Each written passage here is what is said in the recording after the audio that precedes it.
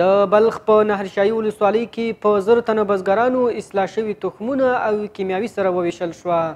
د نهرشاهي ولسوالۍ د کرنې امیر وایي چې د کروندګرو کرنیزو تولیداتو ډیروالي او د هغوی ستونزو حل په موخه یې دغه کیمیاوي سره او اصلاح شوي تخمونه وویشل. د دې حقینو څخه زموږ دا خواهش دی چې دا په زراعتي کښتو کې او ښه استفاده ځینې وکړي چې د دې څخه سبا آینده ته نور مسلمانان د تخم سره استفاده وکړي. نو زموږ د حقینو څخه هم دا خواهش دی چې په زراعتي ځمکو کې د دې څخه ښه استفاده وکړي، خرڅ یې نه کړي، ځکه چې زموږ سره د دفتر کم همکاري کړې، د څخه یوه نړۍ مننه. همدارنګه یو شمیر بزګرانو له یادو مرستو څخه خوښي وښوده او د لا زیاتو نورو مرستو غوښتنه یې وکړه.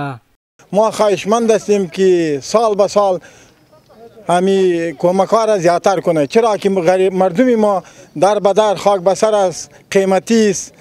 کمک‌ها خود ما بخشنده است، بسیار خوب. ما بسیار مردم دیقان ما خراب و ابتر هستن، بسیار خوب کشت هم نشده، کار هم نشده.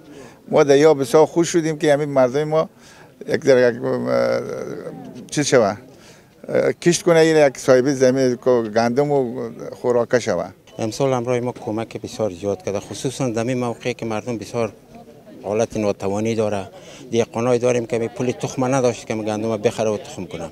دغه اصلاح شوي تخمونه او کیمیاوي سره د اکشن اید دفتر په مرسته په نهرشاهي ولسوالۍ کې 1000 تنو بزګرانو ته وویشل شوي. د یادونې وړ ده چې په نږدې راتلونکي کې به په ټول بلخ ولایت کې څه باندې 4000 بزګرانو سره د اصلاح شوو تخمونو او کیمیاوي سرې مرسته وشي.